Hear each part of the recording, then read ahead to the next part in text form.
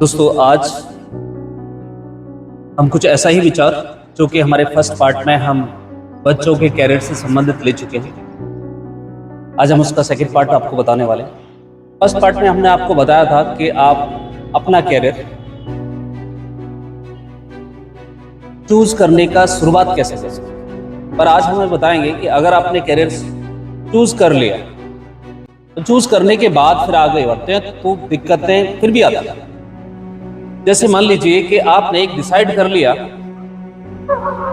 कि आप बीटेक करना चाहते हैं, इंजीनियर बनना चाहते हैं, और इंजीनियर बनने के साथ आप बहुत बड़ी सक्सेस को पाना चाहते हैं। पर कुछ ऐसे लोग होते हैं जो पहले ही ऑलरेडी बीटेक कर चुके होते हैं, इंजीनियरिंग कर लिया होता है उन्होंने, और उसके बाद भी अपने कैरियर में इतनी बड़ी बूम तक नहीं पहुंचते। जैसे कि कहा जाता है कि वो सिटी में किसी कॉलेज से या बीटेक करके आए और घर वापस आ गए। जब आपकी मुलाकात उनसे होगी तो उनकी कहानियां कुछ और ही होंगी जो आपको डिमोटिवेट कर सकती। चाहे उनकी मुलाकात हमारे पापा से हुई हो या फिर हमारे किसी ऐसे रिलेटिव से हुई हो जो आपके डिसीजन को गलत ठहराने की कोशिश करे। तो मैं एक बात फिर से आपसे कहना चाहता हूं कि जो इंसान आपको इस बारे में सलाह दे रहा है कि ये तो आपने गलत डिसीजन लिया, तो उसके लिए सिर्फ एक ही जवाब है कि आप पहले चेकआउट कीजिए कि उसका डेट ऑफ बर्थ, उसकी शक और उससे रिलेटेड जितने भी क्वालिटीज है वो कहीं भी आपसे मिलती हैं क्या।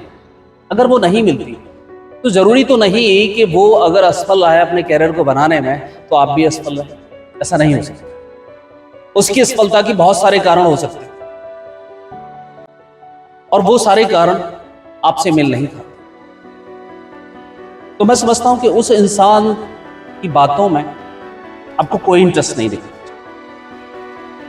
क्योंकि आज जो कैरियर का डिसीजन लिया है आपने, वो इन फ्यूचर कितना सही है या कितना गलत है वो डिपेंड करेगा आपके एक्शन पर। कि आपने एक बार डिसीजन ले लिया बीटेक करने का, तो बीटेक करने में आपके 4 साल खर्च होंगे और 4 साल तक आपका जो एटीट्यूड है वो वही रहना चाहिए जो सेम टाइम आपने डिसाइड किया था तब कि मैं बीटेक करूंगा। तो वही एनर्जी, वही आपका क्यों आपके साथ 4 साल रहना चाहिए, जिसकी वजह से आप इस स्टेटमेंट को जो दूसरे देते हैं कि बीटेक करने का डिसीजन गलत था, आप उसे सही प्रूव कर पाएंगे कि मैंने जो डिसीजन लिया वो राइट है।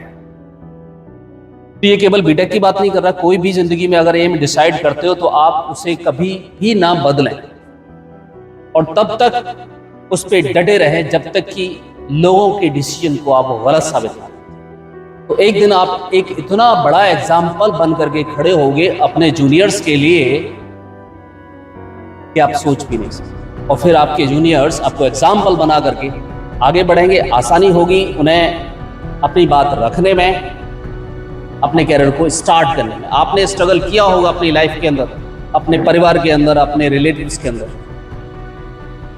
पर आपके बाद आने वाले लोगों को स्ट्रगल करने की जरूरत नहीं होगी, क्योंकि आप एग्जाम्पल और डेली सेट कर चुके। तो और बातें होंगी अगले विचार में।